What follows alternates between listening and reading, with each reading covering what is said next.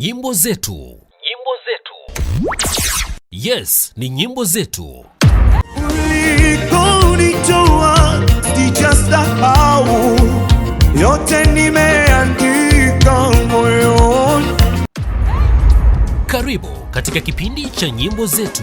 Hapa utakutana na waimbaji mbalimbali, walimu wa nyimbo na wanamuziki wakielezea mambo mbalimbali yahusuyo muziki wa Injili kutoka ndani na nje ya Tanzania. Usikose kufuatilia kipindi hiki. Ni hapa Inland TV pekee.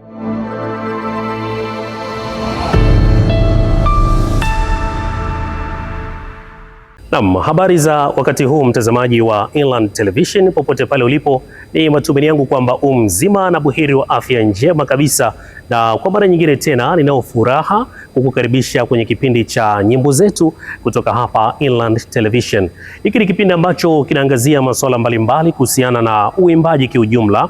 Tunapata nafasi nzuri ya kuzungumza na watayarishaji wa muziki, walimu wa nyimbo, lakini vile vile na waimbaji hapa, waimbaji binafsi, lakini vikundi mbalimbali, iko na maana kwamba kwaya pamoja na bendi. Kwa hivyo yote hayo mtazamaji utayapata hapa kwenye kipindi cha nyimbo zetu, bila kusahau mada mbalimbali ambazo pia tunakuwa nazo. Lengo tu ni katika kuhakikisha kwamba huduma ya Mungu inasonga mbele kwa njia ya uimbaji. Karibu sana, tuungane pamoja kuanzia sasa mpaka tamati ya kipindi hiki. Jina langu ni Samuel Chem, kwa niaba ya mpiga picha wangu Pascal Sumuni.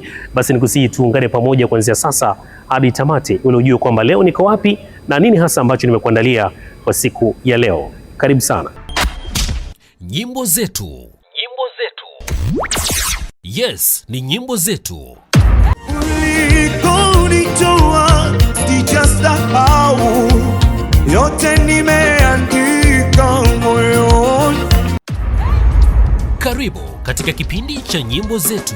Hapa utakutana na waimbaji mbalimbali, walimu wa nyimbo na wanamuziki wakielezea mambo mbalimbali yahusuyo muziki wa Injili kutoka ndani na nje ya Tanzania.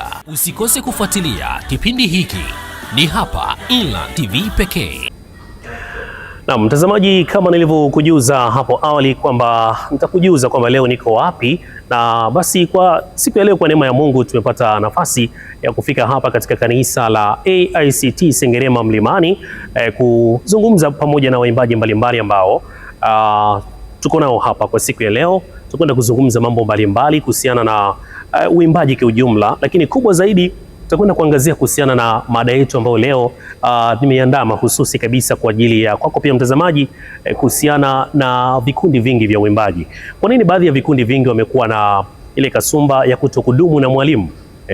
Unakuta kwaya wanapotaka kurekodi sasa, kama ni album, wanaita walimu mbalimbali. Anaweza kaitwa mwalimu kutoka Kahama akafundisha nyimbo 3, akaitwa mwalimu kutoka Dar es Salaam akafundisha nyimbo 3, ili mradi tu album hiyo imekamilika. Sasa tunataka leo tuzungumze kwa mapana kwamba kwa nini vikundi vingi wamekuwa hawatumii walimu wao, na mara nyingi wamekuwa wakitumia walimu kutoka nje. Je, huku ni kujenga kikundi ama ni kubomoa kikundi?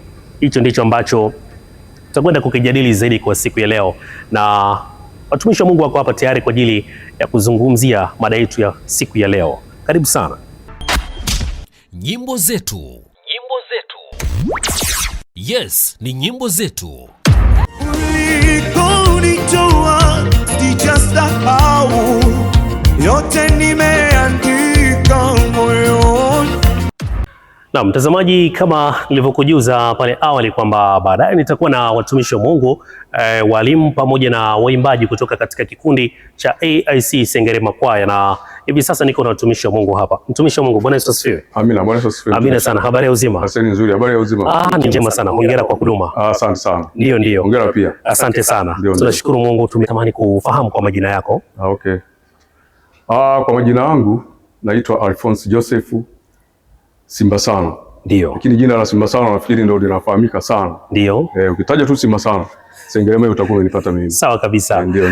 Sawa, wewe ni miongoni mwa walimu wa kikundi cha AIC Sengerema Kwaya bila shaka. Ndio. Na historia yako tupate kwa kifupi. Umehudumu katika kikundi hiki kwa muda gani mpaka sasa tunavyozungumza? Ni muda mrefu. Ndio. Ni toka miaka ya 89 nilianza huduma. Okay. Nilikuwa mdogo kabisa. lakini tumeendelea hivyo. Kuna kipindi unapumzika lakini bado unaendelea. Ndio. Namshukuru Mungu mpaka sasa hivi bado naendelea na kazi ya sawa kabisa ya kumtumikia Mungu. Okay, nini siri hasa ambayo imekupelekea mpaka sasa bado unaendelea kumtumikia Mungu toka mwaka huo wa 89? Ni muda mrefu sana. Ni muda mrefu. Ndio. Nafikiri ni faida zilizomo kwenye utumishi. Ndio. Kama maandiko yanavyosema, mtumikia Mungu unaketishwa na watu na wakuu, unaketishwa na wakuu. Kabisa. Tumeketishwa na wakuu kwa mambo mengi. Ndio. Kiasi kwamba labda tusingefanya huduma hii tusingefikia hata hapa sasa hivi tulipo, kwa sababu tumekuwepo wengi wenye malika yetu waliofanya mambo ya dunia na sisi tuliokaa kwenye utumishi. Okay. Tunaona faida yake. Kwa faida yake ni kubwa sana kiasi kwamba unatamani kuendelea. Ndio. Kuendelea zaidi na zaidi kumtumikia Mungu. Sawa kabisa. Na toka kipindi hicho ambacho unahudumu kama mwalimu, kuna waimbaji pia ambao mlisafiri nao pamoja kuanzia kipindi hicho mpaka sasa. Yes. Au wapo ambao walianza labda 95 mwaka 97 lakini mpaka sasa bado wapo. Baadhi yao wapo lakini ni wachache. Kuna mama yetu yupo, nafikiri atakuja hapa utamuona. Huyo mimi ndo nimemkuta. Wengine nafikiri ni huyo tu mpaka sasa hivi ambaye mimi nimemkuta. Wengine wote waliacha huduma, wengine walihama, wengine ndio hivyo itangulia mbele za haki. Ndio. Kwa sababu ndio binadamu tuko hivyo. Sawa kabisa. Kwa hiyo mama ambaye mimi nimemkuta hapa mpaka sasa hivi na anadumu na anafanya kazi hiyo, ni huyo mama ambaye atakuja hapa atajielezea pia. Okay, sawa. Ndio. Tunashukuru sana kwa utambulisho huo mfupi. Sasa leo kwenye mada yetu hapa tunajadili kuhusiana na swala hili kwamba kwa nini vikundi vingi vimekuwa haviwatumii wale walimu wazao kutoka kwenye vikundi na badala yake wamekuwa wakikodisha. Unakuta kwaya kikundi wanakaa pale kama labda kwaya nzima pamoja na walezi tunahitaji walimu, tunataka kuandaa album. Unakuta kikundi kinachukua zaidi ya walimu 3. Au wanakuja natengeneza album, baada ya hapo wanapotea. Unadhani kwa kufanya hivyo kuna pandisha kikundi juu ama ndio kuna kudidimiza pia? Kabla sijajibu hilo, lakini nitaka labda nifanye utangulizi kidogo. Ndio. Vikundi vimekuwa na nyakati tofauti. Kuna nyakati ambazo vikundi vya kwaya vimetumia sana walimu wa nyumbani kwa kila kitu. Na wao wakafanya vizuri na vikundi pia vikafanya vizuri. Lakini kadri nyakati zinavyoenda mabadiliko yanatokea. Ndio maana tumefikia mpaka kwenye hizi hatua za kuchukua walimu sehemu tofauti ili kuja kufanya huduma. Lakini kwa jibu lako la moja kwa moja, mimi sioni kama inajenga sana kwaya. Kwa kuona mbele naona kama inakuja inaifanya ile kwaya inakuwa chini. Maana wale watu wanafanya huduma wanalipwa pesa, ni kama ajira pia. Baada ya hapo wanaondoka, inabaki kwaya yenyewe hivyo. Sasa siku kadri zinavyoenda ile kwaya inadumaa. Ukiangalia kazi iliyofanyika na wao wenyewe kwa uhalisia mkakutana nao ni vitu vile tofauti. Kwa hiyo mimi naona kama ni wakati wenyewe wa kufanya hivi, lakini kama hauna maana sana kwenye vikundi. Vikundi vingi vinaporomoka kwa jinsi hiyo. Okay. Kweli. Sawa, na kipi kifanyike sasa ili angalau basi vikundi viendelee kuwa juu, kwa sababu tunafahamu kwamba kwenye kikundi humo tunapata masorolisti ambao ni wazuri sana. Sasa inapofika hatua mwalimu huyu wa kukodi, imefika hatua studio kule nyimbo yake anataka kazi iwe nzuri yenye ubora, wanakodisha waimbaji. Ili hali kwenye kikundi wako waimbaji wengine. Unadhani kipi kifanyike na hii hali inasababishwa na nini pengine? Huyu mwalimu anataka ubora. Na hawa pia labda pengine hawajafikia ile peak. Nini kifanyike hapo mwalimu? Nafikiri kwanza ni mtazamo wa viongozi ambao wako ngazi za juu kwenye kwaya kama mwenyekiti pamoja na jopo lake. Wanatakiwa waone kwamba kwaya ni kitu ambacho ni endelevu. Sio cha kufanya tu leo alafu baadaye tena kinaishia hapo au cha kuimba tu Krismasi, Pasaka baadaye kinaishia hapo. Hapana. Kinatakiwa kiende mbali zaidi. Mimi kwa muda ambao nimekuambia nimeimba kwaya ni muda mrefu. Ina maana kama tungetumika kwa jinsi hiyo, inawezekana kabisa labda ningekuwa nimeshazunguka sehemu nyingi sana. Lakini kwa sababu tunaona kwamba hii ni huduma ambayo inatakiwa iwe endelevu, ndio maana tumekaa sehemu moja. Na unapokaa sehemu moja kufanya huduma, ina maana kuna jukumu la kufanya ni kuwatengeneza hawa ambao wako chini. Kama sisi tulitengenezwa pia. Japokuwa uwezo kumtaja mtu moja kwa moja, lakini tulikuwa tunaona watu wanafanya. Kuna watu walikuwa wanafanya vizuri hapa. Hao ndio sisi ilikuwa ni target yetu ya kuangalia kwamba tulikuwa na wakina Vani, tulikuwa na wakina Peter, walifanya hivi na hivi na sisi lazima tufanye hivi na hivi. Naona ndio maana mpaka sasa hivi tupo. Kwa hiyo kwa swali lako lile, uongozi unatakiwa uongozi wa juu wa kwaya unatakiwa uwe na maono ya mbali zaidi. Utengeneze watu wa pale. Hao wanaokuja wao ni kama chachu tu, lakini tuwatumie watu ambao ni vipawa vya pale ambavyo haviondoki kwa muda mfupi. Ndio. Hiyo ndio inaojenga kwaya na inaweza kaenda mbali zaidi kuliko ni kutumia watu tu wakuja na kuondoka. Sawa kabisa. Ndio. Na mwalimu, mpaka hivi sasa nadhani kuna mengi ambayo unajivunia kwenye kikundi hiki cha Sengerema Kwaya. Mpaka hivi sasa kikundi kinaendeleaje? Kikundi chetu kinaendelea vizuri, tunaendelea na kazi za utumishi, tunaendelea. Kama umekuwepo kanisani nafikiri umeona huduma inaendelea. Ndio. Na mambo mengine tupo tunafanya. Okay. Ndio. Sasa hivi unajua watu wengi sana wanakimbilia kwenye masuala ya live recording. Ndio. Bila shaka na nyinyi pia mmeshafanya hivyo. Ndio. Hebu tupe kidogo kwa kifupi, nini hasa ambacho kinatakiwa basi katika kuhakikisha kwamba huduma inazidi kusonga mbele kwenye masuala haya ya live recording? Vitu gani hasa vya msingi ambavyo waimbaji wanatakiwa kuvizingatia kwenye nyimbo zetu hizi? Kwenye live recording kuna vitu ambavyo wanatakiwa wavizingatie vya muhimu sana. Ndio. Kwanza sauti zao. Zile sauti zinaenda moja kwa moja. Kwa hiyo inatakiwa watu wajifunze, wakae vizuri kwenye uimbaji, waimbe kwenye toni inayotakiwa kulingana na watu wanaowasikiliza. Ndio. Na hii inawapa moyo, inawapa morali zaidi, kwa sababu unapofanya kitu na watu wanakushangilia, ina maana unapata ujasiri mkubwa wa kufanya ile jambo. Sawa. Na unajikuta umefanya kazi kubwa tofauti na kama labda ungejifungia ndani ukafanya studio mko wawili watatu na watu wanaofanya muziki na watu wengine. Ile inakuwa ni tofauti, inakuwa haina morali sana. Lakini hii inakuwa ni nzuri kwa sababu unashangiliwa, unaona unachokifanya, basi inapendeza zaidi. Sawa. Ndio. Kwa kuhitimisha sasa, mwalimu, pengine nini hasa ambacho nawaambia walimu wenzio katika huduma hii ambayo tunaendelea kuifanya, kufundisha nyimbo katika vikundi vya kwaya? Ndio. Mimi wito wangu kwa walimu, hii ni kazi nzuri. Ni kazi nzuri kwa sababu kama nilivyotangulia kusema awali kwamba inakuketisha na wakuu. Nafikiri nikiongea tu hivyo unaelewa ni vitu gani ambavyo nitakuwa nimevibeba. Sasa walimu wenzangu, sasa ninawasihi tulenge tu kazi moja ya kumtumikia Mungu. Ndio. Kwa sababu walimu wengi tumekuwa na mambo mengi, mara hivi, naona mara leo huko mara huko wapi. Naona ile kidogo inakutoa kwenye mwelekeo mzuri wa kufanya kazi ya Mungu. Lakini ukisimama na kikundi kwa muda mzuri na muda mrefu, kikundi kitafaidi kutoka kwako, lakini hata wewe kitakuwezesha, utafanya mambo mazuri, kitakuinua. Utaonekana ni mtu mkubwa, kumbe umebebwa tu na ile huduma unayoifanya. Ndio. Kwa hiyo ni jambo jema kwa sababu kumtumikia Mungu ni jambo jema. Sawa. Nikushukuru sana mwalimu, na nikutakie huduma njema. Asante sana. Tuendelee kumtumikia Mungu. Asante sana. Nakushukuru pia, ingawaje au kujitambulisha kwangu sijajua. Yes. Mimi naitwa Samuel Chem. Samuel Chem. Yes. Karibu sana. Asante sana. Na mtazamaji wa Inland TV kwenye kipindi cha nyimbo zetu, alikuwa ni mwalimu mkongwe kabisa huyo kutoka kwenye kikundi cha AIC Sengerema Kwaya. Kama ambavyo umemsikia hapo, amehudumu katika kikundi hiki toka mwaka 1989 mpaka hivi sasa bado anaendelea kutumika na bado ana nguvu za kutosha kabisa kumtumikia Mungu, wa kuitwa mwalimu Simba Sana, ambaye anapatikana hapa katika kanisa la AIC Sengerema Mlimani. Bado naendelea kuzungumza pia na watumishi wengine. Hiki ni kipindi cha nyimbo zetu, usikae mbali. Nyimbo zetu. Yes, ni nyimbo zetu. Ulimponya ayo aliyekuwa ameugua ugonjwa yote, ukamponya Naamani aliyekuwa na ukoma wake.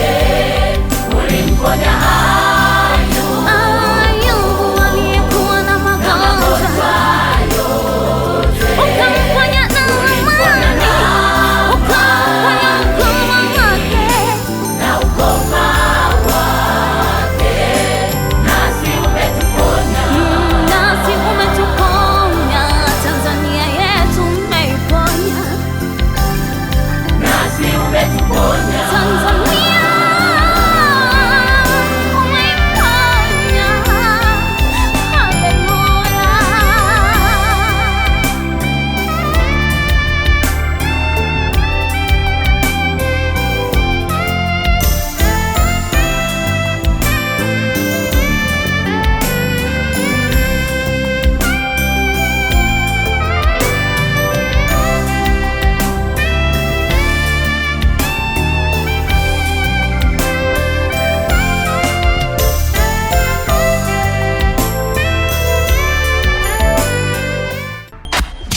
Nyimbo zetu. Yes, ni nyimbo zetu. Na mtazamaji, kipindi ni nyimbo zetu, tunaendelea kuzungumza na watumishi mbalimbali hususan waimbaji kutoka katika kikundi cha AIC Sengerema Kwaya hapa Mlimani. Mama, Bwana Yesu asifiwe. Amina baba. Habari ya uzima? Nzuri baba. Hongera sana kwa huduma. Asante. Naam, kwa majina yako? Jina langu ninaitwa Eliza Ayubu, lakini sana sana niite Mwana Ayubu. Mwana Ayubu. Nisema Mwana Ayubu, kanisa linanielewa vizuri, hata ni kule kijijini kwangu. Maana la Eliza halijulikani sana. Nilimtambulisha sana baba yangu Mwana Ayubu. Anajulikana kwa jina hilo. Mwana Ayubu. Nemola sana kukaya. Wabecha nemola. Sawa kabisa. Mama, umehudumu katika kikundi hiki kwa muda gani mpaka sasa? Takriban miaka 49. 49. Kwa sababu tangu mwaka 1977 baada ya kutoka Mabatini Kwaya nikahamia hapa. Makazi yangu yalipokuwa hapa, nikafika moja kwa moja nikajiunga na kwaya mpaka leo. Mpaka leo hujateteleka na hujaacha, japokuwa zipo changamoto lakini sijateteleka. Hongera sana. Namshukuru Mungu. Hongera sana. Na kwenye kikundi unaimba sauti ngapi? Kwenye kikundi ninaimba kwa sasa, naimba sauti ya kwanza. Nilikuwa naimba sauti ya pili lakini umri sasa. Ndio. Sasa naona inabidi uhame kidogo. Sasa hivi naimba ya kwanza, ila kama hamna sauti ya pili unapiga. Napiga tu. Safi kabisa. Sawa mama, leo kwenye mada yetu hapa tunazungumza kuhusiana na baadhi ya vikundi hivi vya kwaya. Mara nyingi wamekuwa wakitumia walimu kutoka nje tofauti na wale walimu wazawa. Unadhani sababu kubwa ni nini hasa inapelekea kuwepo kwa hivyo? Ama ni hawa walimu wazao pengine unakuta labda pengine bado hawajafikia piki ambayo waimbaji wanataka? Pamoja na hilo ni kweli, kwa sababu uimbaji wa siku hizi umekuwa wa kisasa zaidi. Sasa unakuta labda mwalimu yule labda kiwango chake au muda au nini, ndio tunao wakati mwingine ni kubadilisha hata ladha. Tunaona kwamba labda tuite huyu tubadilishe ladha kufuatana na jinsi tunavyoenenda kwa sasa. Okay, sawa. Kuna vikundi vingi wamekuwa wakifanya hivyo, lakini mwisho wa siku sasa hawa walimu ambao wanatumiwa wa kukodi, inafika hatua mpaka studio wanakodi waimbaji wengine pia tofauti wa kutumia hawa. Unadhani pia kwa kufanya hivyo tunazidi kusonga mbele? Kwa kweli, kwa maoni yangu ninaona kama tunashindwa kuendelea mbele kwa sababu wale walimu wa kukodi kwanza wana gharama. Ndio. Halafu ni wa muda wanaenda. Kwa hiyo inakuwa ni vigumu kuendelea, japokuwa tuna uhitaji, lakini kwa kweli mimi naona kwamba kuna changamoto fulani. Okay. Sawa, sasa hiyo changamoto nini waifanye sasa wa vikundi mbalimbali vya uimbaji ili basi mambo yaweze kunyoka vizuri? Labda sijui tumwombe Mungu tu tupate walimu wa kudumu katika kila maeneo. Sasa hiyo ni Mungu mwenyewe anaweza akatufunulia kwa hilo. Na hii changamoto ya walimu wengi kuwa na hamahama, leo anafundisha hapa, kesho anafundisha kule. Unadhani hii pia inajenga kikundi? Haijengi. Unajua mambo haya yameisha kuwa biashara. Ni kama biashara. Ndio. Ila kwa kweli haijengi. Japokuwa tunaihitaji lakini haijengi. Wakati tulipokuwa zamani, enzi za zamani, sisi ni wakongwe. Ndio. Tulikuwa na walimu wa pale pale. Naendelea hivyo hivyo, lakini wa kuhamahama ni nzuri, hatuwezi tukaikataa, tuendelee nao, lakini haijengi. Na hawa waimbaji hawa ambao pengine mara nyingi tuzungumzie sasa hawa masololisti wetu hawa, nini kifanyike sasa angalau na wenyewe viwango vikue, au pengine nao kumekuwa kuna sababu ambazo zinapelekea hawa walimu ambao wanahamahama wamekuwa wakikodi masolo wengine? Kwa nini wasiwatumie hawa na wenyewe basi kuwa na viwango vya juu? Unadhani hapo changamoto iko wapi mama? Unajua ni kwamba uimbaji, nilivyosema kwamba uimbaji umebadilika. Ndio. Hawa kama sisi hivi tumeshapitwa na wakati. Ndio. Na unakuta sasa kwaya tunahitaji na sisi tupate kale kaladha kidogo. Kaladha sasa ndio unaona kwamba tunamuita fulani kwamba aje aweke ladha fulani. Lakini ni jukumu la walimu.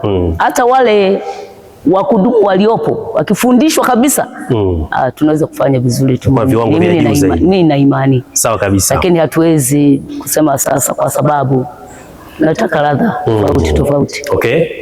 Sawa, huduma inaendaje lakini katika kikundi chetu cha Sengerema Kwaya? Huduma yetu ni nzuri, japokuwa changamoto kama ninavyosema zipo. Wakati mwingine kundi linapungua, wakati mwingine kundi linasimama, hivyo tunaenda hivyo. Ndio utumishi wenyewe, ndugu yangu. Okay. Utafanyaje? Ni kweli kabisa. Ndio utumishi wenyewe.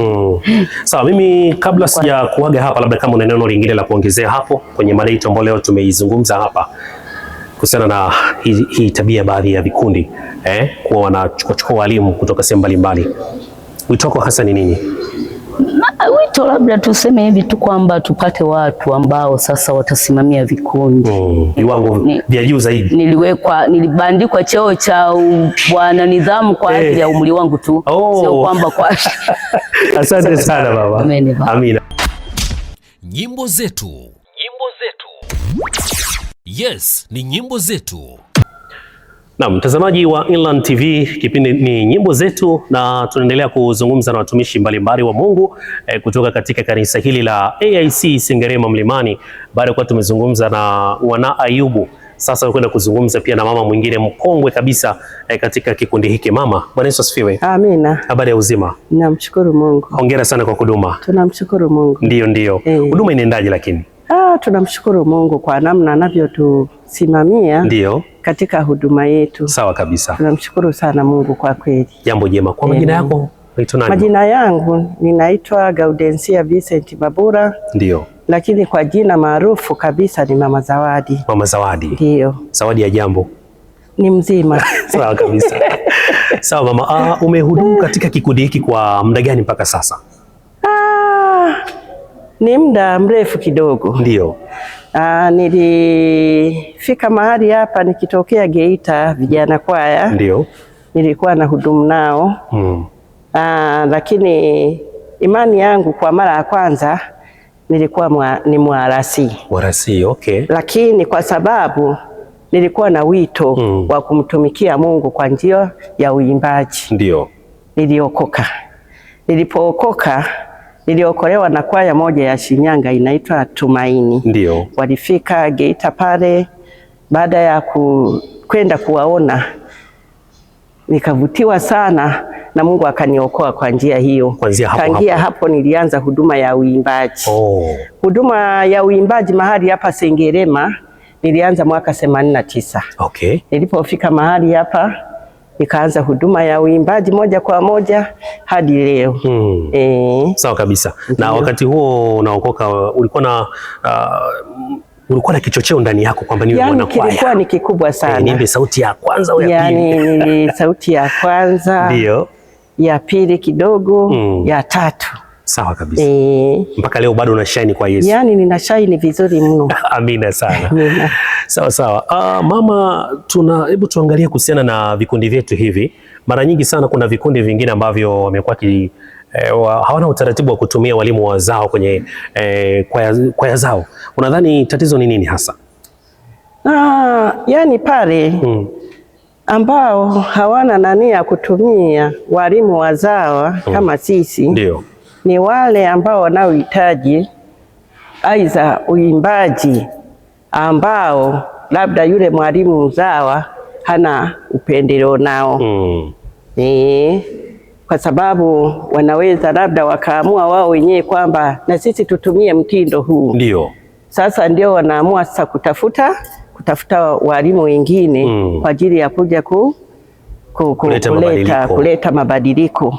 Ndio. Sawa mama, na unadhani haya mabadiliko ambayo sasa hivi tumeyashuhudia katika vikundi vingi kuna ule usasa mwingi sana, unadhani haya mabadiliko yanatufanya tunasonga mbele au tunatoka kule tulikokuwa? Yale mabadiliko yanayokuja wakati mwingine nasema kwamba tunasonga mbele kulingana na hali yenyewe ya utandawazi jinsi ilivyo. Kuna watu wanapendelea hiki, kuna watu wanapendelea hiki. Dio. Sasa huwezi ukalazimisha ukae tu nyuma wakati watu wanapendelea kitu hiki. Kwa hiyo unajaribu sasa kufata kile watu wanachohitaji kiwafikie. Okay, hususan vijana wa sasa. Vijana wa sasa. Ndio. Sawa. Na kwa kumalizia sasa mama, pengine huduma unaionaje mpaka hivi sasa? Mimi huduma naiona ni nzuri. Kwanza huduma inakuimarisha,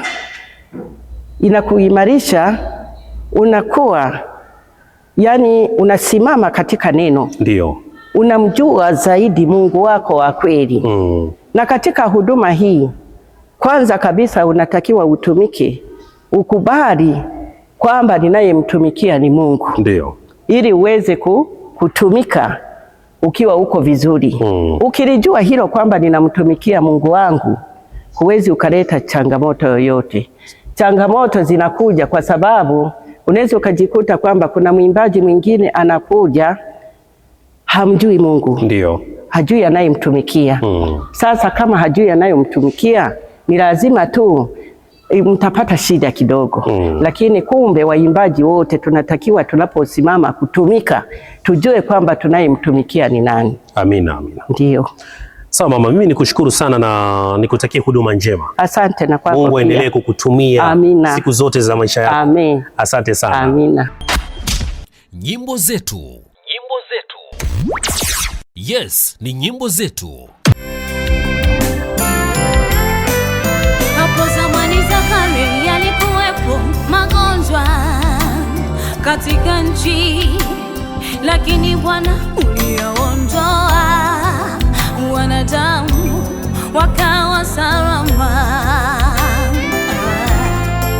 Hapo zamani za kale yalikuwepo magonjwa katika nchi, lakini Bwana uliyaondoa, wanadamu wakawa salama. Tumsoma Hezekia aliugua ugonjwa, na tena Bwana ukamponya na kumwongeza miaka ya kuishi. Tumsoma Hezekia aliugua ugonjwa, na tena Bwana ukamponya na kumwongeza miaka ya kuishi. Nyimbo zetu. Nyimbo zetu. Yes, ni nyimbo zetu. Naam, mtazamaji, kipindi ni nyimbo zetu. Kama ndio umefungua runinga yako kwa hivi sasa, hiki ni kipindi ambacho kinazungumzia masuala mbalimbali yanayohusiana na uimbaji kiujumla. Na kwa siku hii leo nipo hapa katika kanisa la AIC Sengerema Mlimani, tukizungumza na watumishi wa Mungu kutoka katika kikundi cha AIC Sengerema Kwaya. Tunaendelea kuzungumza mambo kadha wa kadha. Na hapa niko na mwalimu pia. Shalom, shalom. Shalom, shalom. Bwana Yesu asifiwe. Amina, amina. Habari ya uzima? Salama kabisa. Hongera sana kwa huduma. Nashukuru. Vijana wachache sana ambao wako kwa Mungu na wana shine.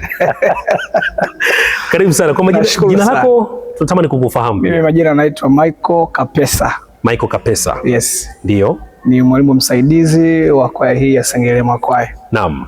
Yes. Michael Kapesa, mwalimu msaidizi wa Sengerema Kwaya. Pengine mpaka sasa tunavyozungumza, umehudumu kwa muda gani? Mimi kuanzia mwaka 2010 nipo na kwaya hii. 2010. Yes. Okay. Sawa, toka kipindi hicho mpaka hivi sasa huduma ya Mungu inaendaje? Huduma Mungu, tunamshukuru Mungu, inakwenda vizuri. Japokuwa huduma hii inafikia wakati kuna changamoto. Ndio. Nyingi tu, lakini kwa kumtegemea Mungu tunamshukuru, anakuwa anatuvusha mahali kutupeleka mahali. Ndio. Kwa hiyo kwa kifupi huduma ya Mungu ni nzuri. Sawa kabisa. Tunafurahia kwa sababu ndio kipaji ambacho Mungu ametupa. Kwa hiyo kwenye magumu basi tunaomba Mungu ili Mungu atuvushe na tutaendelea na huduma pia. Sawa sawa. Yeah. Toka kipindi hicho 2010 mpaka hivi sasa kama mwalimu msaidizi, umetoa matoleo mangapi hivi hapo katikati? Nina nyimbo nyingi kidogo. Ndio. Tuna albamu nyingi kidogo, na kwenye albamu hii mpya ya live recording nina wimbo mmoja ambao umo kwenye albamu hiyo. Okay. Kwa hiyo tuna matoleo mengi sana hapa nyuma katikati hapo. Yeah.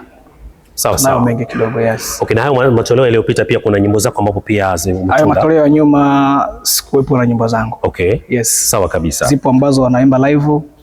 Yes. Kwa hapa. Okay, unajivunia nini kuwepo katika kikundi cha Sengerema Kwaya kama kijana? Yes, mimi hapa najivunia, kwanza ninashukuru Mungu kwamba kikundi hiki ni wakarimu. Lakini pia wana ile hofu ya Mungu. Ndio. Kwa hiyo toka nimekuja hapa kuna vitu vingi ambavyo nimejifunza. Unajua kwa hii imejaa kwanza wamama. Ndio. Na wababa wale ambao wana umri watu wazima kuzidi, yes, umeona? Kwa hiyo unapokaa karibu na hawa wamama na wababa hawa ambao wana umri mkubwa zaidi, unapata hekima ya kimungu zaidi. Ndio. Ambayo Mungu amewekeza kwao. Okay.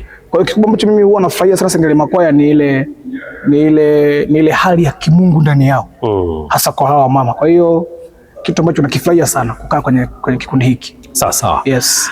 Na ukiwa mwalimu, tunataka kusema mwalimu mkongwe, maana toka 2010 mpaka sasa ni muda mrefu kidogo. Yeah. Kumekuwa kuna ile kasumba ya baadhi ya walimu kuhamahama sana. Yes. Unadhani kitu gani hasa ambacho kinawafanya walimu hawa wanakuwa leo yuko huku kesho huku? Nini hasa ambacho nadhani kinasababisha? Wakati mwingi ni changamoto za vikundi. Yes, najua kuna wakati kwa zinakuwa na changamoto, kelele na nini, lakini mimi huwa nasema mtu anayehama kwa kelele na changamoto kama hizo, huyo anakuwa hajakomaa kiroho, kwa sababu changamoto ni sehemu ya maisha ya Mkristo pia. Na ya mtu ambaye ana huduma ndani yake. Kwa hiyo ni kasumba ambayo walimu wengi wanayo, lakini naweza nikasema kwamba ni wanafanya vitu ambavyo hawavijui zaidi, lakini wangemjua Mungu vizuri hata wasingefanya hayo. Ndio. Yes. Sawa sawa. Yeah. Na kwa kumalizia hapa sasa, mada yetu tulikuwa tunazungumza hapa kuhusiana na baadhi ya vikundi kwa wanachukua walimu, unakuta kikundi hakina mwalimu permanent. Okay. Au unakuta mwalimu aliyekuwepo labda pengine naye kama alivyozungumza hapo, kutokana na changamoto akaamua kwenda kutafuta riziki mahala pengine. Sasa hiki kikundi kinakuwa kina mwalimu. Yes. Sasa hii tabia ya kikundi hiki sasa kwenda kuchukua walimu zaidi ya watatu, wanatengeneza album, anakuja anafundisha na anapotea. Hiki kikundi kitaendelea kuwa juu ama kitashuka chini zaidi? Kwa kifupi, kwa mawazo yangu mimi, hiki kikundi kinakuwa hakiendelei. Yes, kwa sababu mtu ambaye anakisimamia ametoka. Lakini naweza nikasema kwamba hii changamoto ya kubadilisha walimu, leo yupo huyu, ni moja ya kufanya kazi hii iwe nadhifu, na pia ni kubadilisha ladha. Tunasema melody. Najua sasa hivi watu wanapenda kusikia ladha tofauti katika uimbaji. Kwa hiyo kubadilisha walimu, leo yupo huyu, kesho yupo huyu, ni ile tukubadilisha na kutengeneza ile ladha nzuri ya wasikilizaji, na wale ambao wanahubiriwa wawe na ile ladha nzuri. Kila mmoja apate kile ambacho anakitaka. Lakini nikidipu sana kwamba kutumia sana walimu wa nje inafanya hata walimu wa ndani kushuka viwango vyao. Okay. Kwa sababu mtu anakuwa na kitu ndani lakini hakitumii. Anahofia kama itakuwaje. Kwa ni vizuri zaidi kutumia walimu wa ndani zaidi. Labda pale mnapokuwa na mahitaji makubwa ya kitu fulani, kama labda mna matukio, hasa mnahitaji sapoti kubwa ya nyimbo, naweza mkatumia walimu wa nje, lakini zaidi sana tukae na walimu wa ndani. Okay. Ili kuinua vipaji vyao na kuleta ile amani kwenye kikundi. Sawa kabisa. Yes. Nikushukuru sana mwalimu, labda kama una la ziada la kuzungumza na watazamaji, karibu sana. Yes, la ziada tu tumtumikie Mungu katika roho na kweli, kwa sababu katika ujana huu ndio wakati wa kumtumikia Mungu. Kwa hiyo ujana huu tutumie kutumika pia kwa Mungu. Amen. Ni hivyo. Asante sana, nikutakie huduma njema. Mungu akubariki. Amina sana. Amen. Nyimbo zetu. Yes, ni nyimbo zetu. Na mtazamaji, tunaendelea na mazungumzo yetu. Tuko katika kanisa hili la AIC Mlimani Sengerema.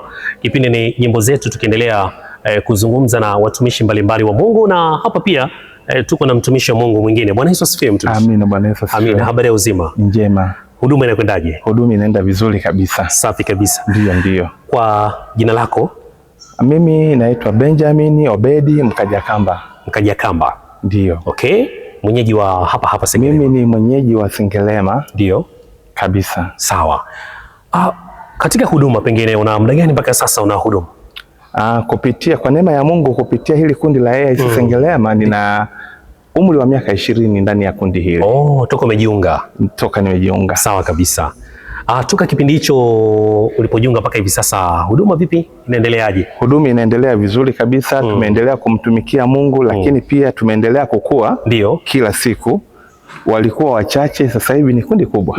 Tunamshukuru Mungu. Sasa kundi hili ina idadi ya waimbaji wangapi mpaka sasa? Mpaka sasa kundi hili na waimbaji 70. 70? Ndio. Walio hai? Walio hai. Ikitokea kwamba wamealikwa labda kama ni Nairobi, hao Ikitokea wamealikwa Nairobi au sehemu nyingine wanaweza kuchezea 65 na 50 mpaka 65 kwa sababu watu wana changamoto mbalimbali, wengine wanafunzi, ndio wengine wanafunzi, wengine wana kazini, wanabanwa ruhusa na kadhalika. Ndio.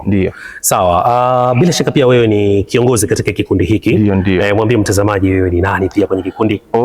Mimi ni katibu wa kundi hili la AIC Sengerema Kwaya. Karibu, tunamtumikia Mungu kupitia njia ya uimbaji na huduma zingine nyingi kama injili na mission. Mara zote tumekuwa tukipeleka injili sehemu mbalimbali. Tumefika Mbeya, tumepanda makanisa mawili, lakini pia kanisa moja linaendelea vizuri sana. Hongereni sana. Asante. Sawa kabisa. Mpaka hivi sasa tunavyozungumza, pengine maendeleo sasa, labda tuzungumzie katika kikundi hiki. Mmefanikiwa kutoa album ngapi? Nakushukuru mpaka sasa mtangazaji. Mpaka sasa tangu kundi limeanza, kwaya hii imefanikiwa kutoa album 3 ambazo ziko hewani. Ya kwanza inaitwa Dunia Tulionayo, ya pili inaitwa Kaza Mwendo, ya tatu Yesu Hatutakuacha. Lakini hivi karibuni au hivi punde, tarehe 30 ya mwezi wa 8, kama Mungu atabariki, tunategemea kwenda kuachia kazi nyingine kubwa zaidi, ambayo inaweza ikaenda na jina la Utulivu. Unajua, mtu akiwa na utulivu wa moyo wake anafanya kazi ya Mungu, lakini atafanya kazi zingine nyingi kwa amani. Lakini pia kuna jina jingine, Mapigo ya Moyo. Mapigo ya moyo wa mwanadamu anayeyafahamu ni Mungu. Kwa hiyo kuna kazi ambayo iko jikoni, ni kubwa na ni live recording. Yes, live recording tulifanya. Kwa hiyo wategemee kitu kipya na kikubwa zaidi. Sawa, hiyo live recording ina nyimbo kama ngapi? Live recording ile tulifanya na nyimbo 12. Ndio. Ilifanyika hapa kanisani? Ilifanyika hapa kanisani. Ndio. Sawa kabisa. Na unaona mabadiliko yapi hasa ambayo yapo kwa sasa hivi uimbaji wa zamani, kwa hiyo miaka 20 iliyopita mpaka hivi sasa tuko kwenye live recording na vikundi vingi sana vinakimbilia huko? Mabadiliko yapo. Kwa sababu teknolojia, sayansi na teknolojia inabadilika. Hivyo sayansi na teknolojia inavyobadilika, hivyo pia hata kazi ya Mungu kuna mabadiliko yanatokea. Kwa mfano waimbaji tunaenda na teknolojia iliyopo. Zamani tulikuwa tunarekodi zile kanda za maua na zinafanya vizuri sana, lakini sasa hivi watu wamehamia kwenye live recording ambako pia wanafanya vizuri zaidi.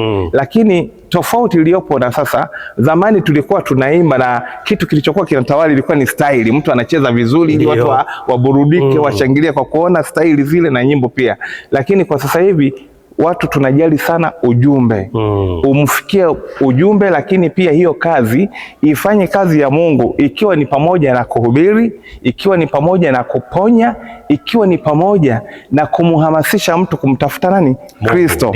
Kwa hiyo ndo tofauti iliyopo kati ya kazi za zamani na kazi za sasa hivi. Ndio maana watu wengi wanakimbilia live recording, pamoja na kwamba ina gharama sana, lakini watu wanajitahidi wafanye ili kusudi wamwabudu Mungu, wamtukuze Mungu, lakini pia watu waguswe, waponywe na kazi ya Mungu iendelee. Sawa.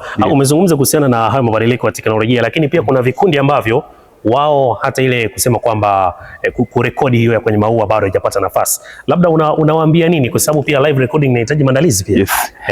Kurekodi ni hatua, lakini pia wale ni hatua.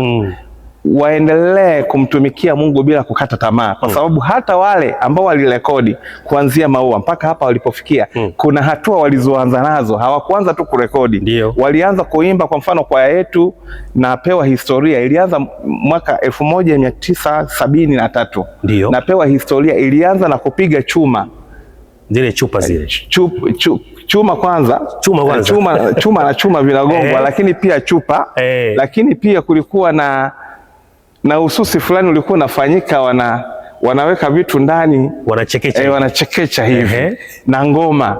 Lakini baadaye walianza magitaa, lakini baadaye sasa hivi tunatumia vitu vingi, magitaa, binanda, drums zile zingine, na hali zamani tulikuwa tunatumia ngoma kama ngoma yenyewe zile lakini sasa hivi tumefikia hatua fulani, stage tuliopo kila mtu anaweza kufikia, kwa sababu hata hao ambao umesema bado hata hawajawaza kurekodi, wakijipa moyo na makundi yakawa na maono, ipo siku watafikia hii stage.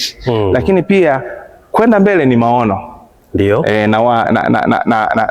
Na watia moyo kuwa wawe na maono, wakiwa na maono watafika. Sawa sawa. Ndio. Naam, tumalizie na hiki ambacho tulikuwa tuna mjadala hapa kidogo, na pia tutatamani kufahamu ile matatu kutoka kwako. Ndio. Baadhi ya vikundi vya kwaya ambao wamekuwa wao wamekuwa na utaratibu wao kwamba wanaweza kutumia hata walimu 5. Kila mwalimu anafundisha nyimbo 2 anaondoka, mwingine nyimbo 2 anaondoka. Hawa waimbaji wanaachwa solemba. Sasa hii unaizungumzaje kwa mtazamo wako wewe, iko sahihi? Kwa mtazamo wangu mimi iko sawa, kulingana na tulivyo. Ndio.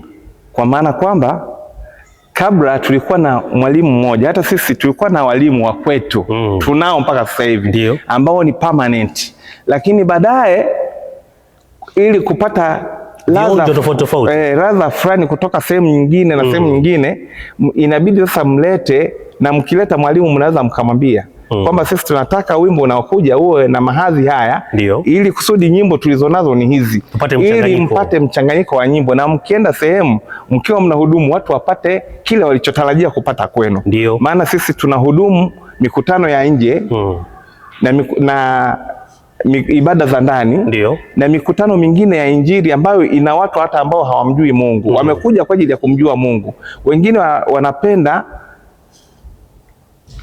mahadhi tofauti ya nyimbo na wengine wanapenda kwa namna hii. Hivyo nyimbo inabidi zichanganyike ili kusudi mpate kitu cha pamoja na watu wafurahie kazi na huduma yenu.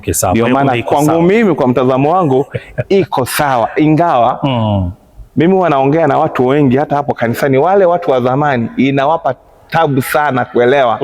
Hata hapo kanisani tunaona mara nyingi tukipiga zile nyimbo za zamani, wale waliokuwepo toka ile zamani wanaamka na wanakuwa na wanapata ile shauku kubwa ya kusikiliza, na wanaamini kwamba ile zamani watu ndio walikuwa naimba tofauti na sasa hivi. Vijana nao tukipiga zile za zamani watajua kwamba hii kwaya haijui kuimba kabisa. Yani wanaimbaje sasa? Na wao tukipiga za mitindo ya sasa hivi watafurahia sana uimbaji, watajua kwa kweli hii kwaya iko level fulani. Lakini tukichanganya zote kwa pamoja, kwa hiyo tunapata washabiki wengi, wazee wanapata, vijana wale walika la kati nao wanataka kile wanachohitaji. Mimi naona iko sawa. Ndio. Sawa, kwa kumalizia, pengine matarajio ya kikundi chenu ni yapi hasa? Asante. Matarajio ya kikundi chetu ni kuwa na miradi mbalimbali. Lakini pamoja na kuwa na miradi mbalimbali, hiyo tarehe 30 ya mwezi wa 8 ambayo watazamaji natamani waikumbuke, tarehe 30 ya mwezi wa 8 ambao tunaenda kufanya jambo letu AIC Sengerema Kwaya. Wakati tuna rekodi ile live recording, tuliita usiku wa utulivu. Kwa hiyo siku hiyo tutafanya jambo letu lile tulilofanya usiku wa utulivu, tutaliweka hadharani ili watu wote wajue nini tulifanya. Hivyo watu wakae mkao wa kutazama na kuipokea ile kazi. Lakini pamoja na hayo, mimi ni waombe waingie kwenye akaunti zetu. Wakiingia kwenye YouTube wakiandika AIC Sengerema Kwaya ile ya kizungu, watatupata na wataangalia nyimbo zetu. Ni waombe wa subscribe na wa like na kushare ili kusudi wawe tupate inapotoka kazi, ili inapotoka kazi yetu wawe wa kwanza kupokea kazi yetu. Lakini pia tuna kazi mbele yetu ya kufungua makanisa. Sisi ni timu ya Injili na Mission. Kwa hiyo hata mwaka huu tuna program, kama Mungu atapenda, ya kwenda kisiwa cha Goziba kwenda kufungua kanisa kule. Kwa hiyo tuombe watu waendelee kutusapoti na kazi zetu. Lakini pia tuna matarajio ya kuwa na studio yetu, Mungu akitubariki, ya kurekodi na kufanya shughuli zingine nyingi ambazo Mungu ataendelea kutupa kibali. Hivyo kupitia kazi yetu ambayo tunaenda kuizindua tarehe 30, tunamwomba Mungu anyoshe mkono wake na watu wanaotusikiliza huko waliko waguswe, watushike mkono ili tufikie malengo. Tufungue studio yetu ya kurekodi, lakini pia tusaidie vikundi vingi vilivyoko hapa kanda ya ziwa na maeneo yetu ya Sengerema na Mwanza na mikoa jirani hapa, ili kusudi waweze kupata zile huduma ambazo zinastahiki na wapate kile kitu wanachotaka kwa ajili ya huduma ya Mungu. Kama ulivyoniambia, kuna kwaya zingine bado hata kurekodi, na sisi huku ziko nyingi. Hivyo tukipata hiyo neema sisi ya kupata studio na ikawa maeneo ya kanisa kaendeshwa na watumishi wa Mungu, tunaweza tukapata kitu kizuri sana, tukasaidia makundi yaliyoko chini na makundi yaliyoendelea kufikia kile kitu ambacho tunakitaka kwa ajili ya huduma ya Mungu. Lakini pia tuombe watu kwa ajili ya huduma ya injili na mission, inahitaji gharama. Ndio. Na neno la Mungu linasema anayepeleka injili inabidi apelekwe. Tuombe watu support. Ndio. Tuna kanisa letu huko Mbeya, Mwampalala. Hilo kanisa lina waumini ambao linahitaji watu waendelee kufanya nini? Kumwabudu Mungu. Ndio. Wakitusapoti tutawasapoti, itapendeza sana. Kwa hiyo ni waombe watazamaji wote watushike mkono. Sengerema Kwaya wanaoijua ipo na tunakuja na jambo jetu jipya. Sawa sawa. Karibuni sana kwa kutusikiliza na kutazama tena. Walifanya vizuri sana kukuchagua kuwa katibu. Amina. Hiyo nafasi unaitendea kazi vizuri sana. Amina. Nikushukuru sana. Nashukuru sana. Asante. Asante. Nyimbo zetu. Nyimbo zetu. Yes, ni nyimbo zetu.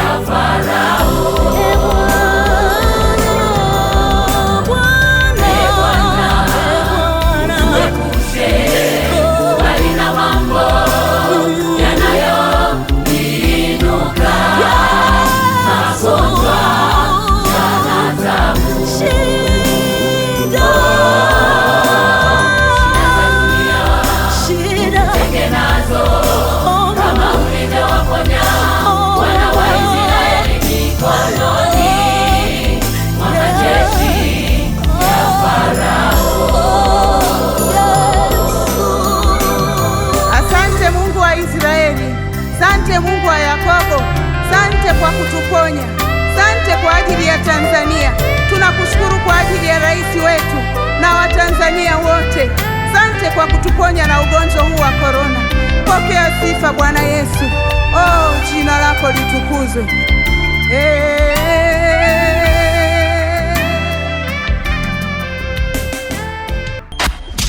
Nyimbo zetu. Nyimbo zetu. Yes, ni nyimbo zetu.